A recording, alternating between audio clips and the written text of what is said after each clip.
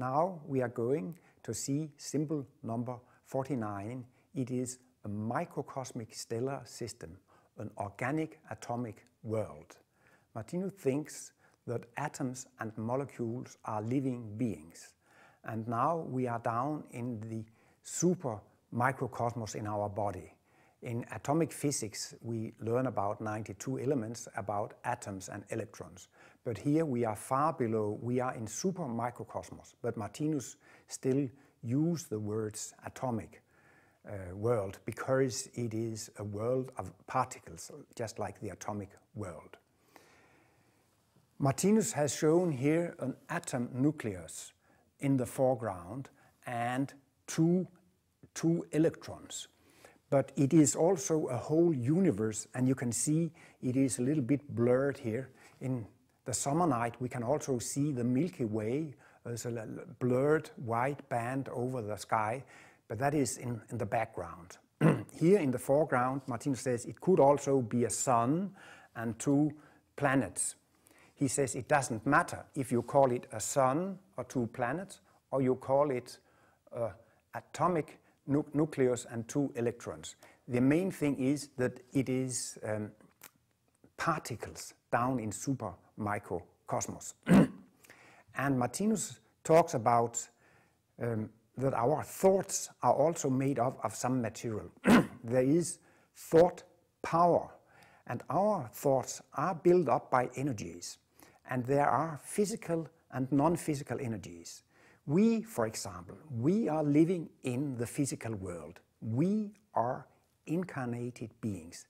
But when we die, we are discarnated beings. And there are also permanent beings on the spiritual plane.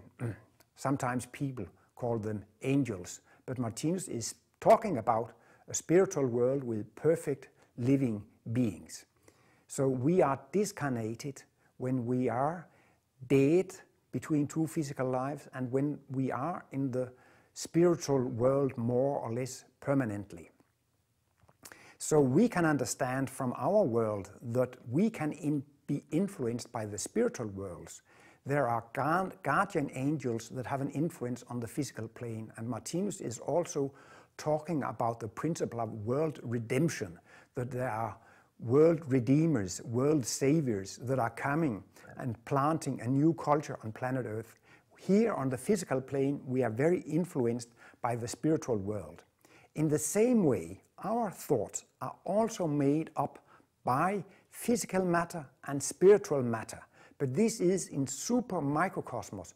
So the physical matter in our thoughts is so small, so microscopic to us that we experience it as a spiritual energy. And Martinus called that coarse spiritual energy. So, coarse spiritual energy is physical thought particles, but they are so small to us that we experience them as if they are spiritual.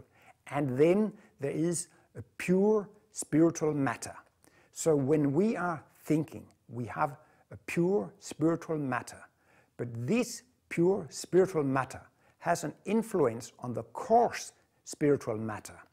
And this is the link or the bridge from the thought to the illnesses or the health, because our thoughts have an influence on the physical particles in super-microcosmos.